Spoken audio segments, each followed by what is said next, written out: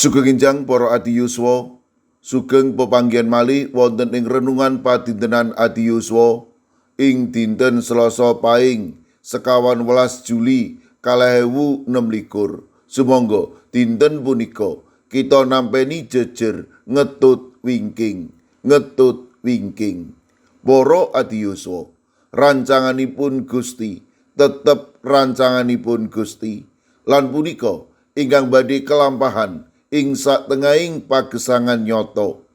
Manungsa boten saged nyingkur saking rancanganipun Gusti.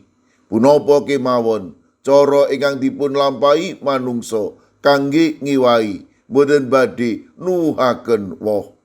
Iskak mangertos punapa ingkang dados rancanganipun Gusti bab dinten ngajeng kangge tedhak turunipun. Purwaning dumadi 20 ayat 23, kang tuwa bakal ngawula marang kang enom. Imanipun Iskak dereng saged nuhoni rancanganipun Gusti kanthi sakwetahing manah. Nanging Iskak nggadhahi pepinginan nutukaken katresnanipun dumateng Esap. Iskak paring katresnan ingkang boten imbang andhasipun putra kekalih Esap lan Yakub. Sih katresnanipun kangge Esap kelangkung ageng tinibang kangge Yakub. Kosok wangsulipun Ribkah minangka ibu paring sih katresnan kangge Yakub linangkung ageng tinimbang kangge Esap. Kita sami saged niti priksa bilih brayat punika boten saged ngolah katresnan kanthi sae. Bab punika saged dados racun ingkang ngrisak bebrayatan. Ing pungkasaning cariyos brayat punika boten ngraosaken tentrem lan nemahi pasulayan. Para adi yuswa, nalika kita nglirwakaken marginipun Gusti, punika asring dadosaken gesang kita punika tebih saking katresnan lan kebak ing pasulayan. Rancanganipun Gusti benten kalian rancanganipun manungsa. Ukuranipun Gusti benten kalian ukuranipun manungsa. Sae kangginipun manungsa dereng tamtu sae wonten ing ngarsanipun Gusti. Miladipun monggo sami gesang ingkang ngetut wingking ing rancanganipun Gusti. Monggo kita sami manunggil lan ngetut wingking dumateng rancanganipun Gusti. Kita pitados bilih rancanganipun Gusti punika rancangan ingkang indah lan kebak kawilujengan kangge kita. Amin. Sumangga kita ndedonga. Matur nuwun Gusti, dinten punika paduka ngemutaken kawula, amri kawula tansah ngetut wingking dhateng rancangan paduka ing sadengah kawontenan.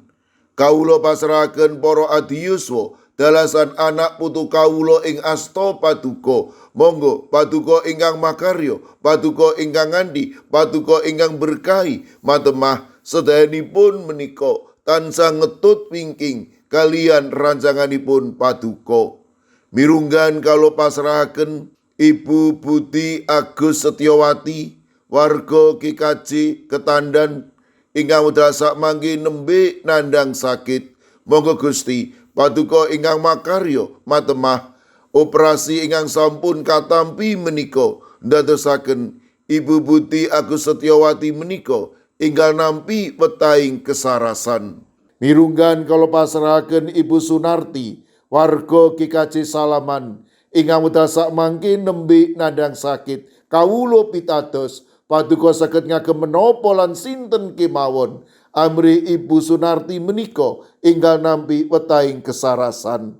Kawula pasrahaken Ibu Surati GKJ Sragen ingkang kala wingi sampun nampeni operasi. Kawula pitados paduka boten nigakaken paduka badhe tansah mari kegiatan lan enggal nampi wetahing kesarasan. Mirunggan kalau pasrahaken sawetawis sedherek kawula ing GKJ Wedi, kawula pasrahaken Bapak Sudiat lan Bapak Ibu Danu Sutardi ingkang nembe nandhang sakit. Kawula pitados paduka ugi badhe ngagem menapa lan sinten kemawon amri tetiganipun menika ingkang nampi wetahing kesarasan.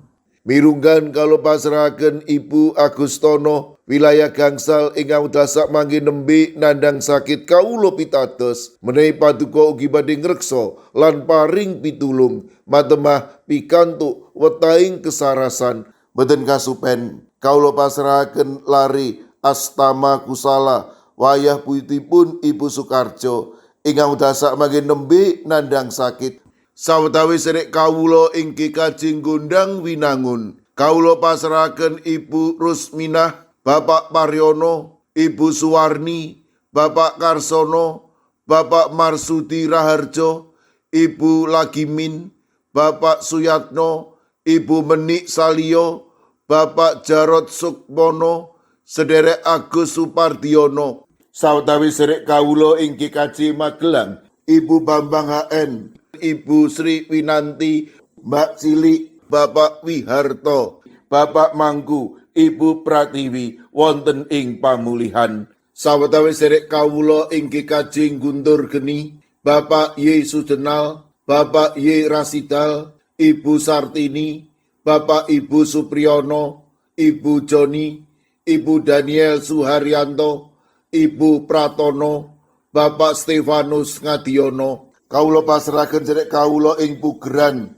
Bapak Minto Taruno, Bapak Sugiri. Kawula pasrahaken sedherek kawula ing GKJ Telepok, Ibu Wiryo Sumarto, Bapak Yutam, Bapak Karyadi. Sedherek kawula ing GITJ Trangkil Pati, Bapak Ibu Karyo, Bapak Ibu Toyo, Ibu Nani Cahyono. Mekaten ugi kawula pasrahaken Ibu Otniel Ngatius ing Wonosari, Bapak Yohanes Kuncoro ing GKJ Immanuel Solo, Bapak Wijongko ing GKJ Sedayu, ing GKJ Pamong Utomo Kalinegoro Magelang. Kawula pasrahaken Bapak Mardiono, Ibu Marsudi lan Ibu Sri Widarti. Kawula pasrahaken Bapak Yohanes Mudadi ing GKJ Tuban. Kawula pasrahaken sedherek kawula ing GKJ Wonosobo, Bapak Yusuf Sunaryo. Sedherek kawula inggih kajeng gondang winangun, Ibu Lasiem. Duh Gusti, kawula pasrahaken sinten kemawon ingkang dasak mangke nembe nandhang sakit lan ing pemulihan. Para adiyuswa ing pundiya papan, monggo paduka ingkang reksa, paduka ingkang mitulungi, matemah sedayanipun menika paduka kiyataken lan paduka paringi bagas kesarasan ingkang wetah.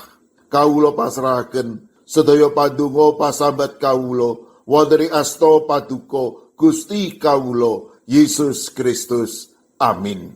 Sumangga para adiyuswa kita tutup pepanggihan kita renungan padintenan adiyuswa kanthi ngrepekaken kidung. Sumangga.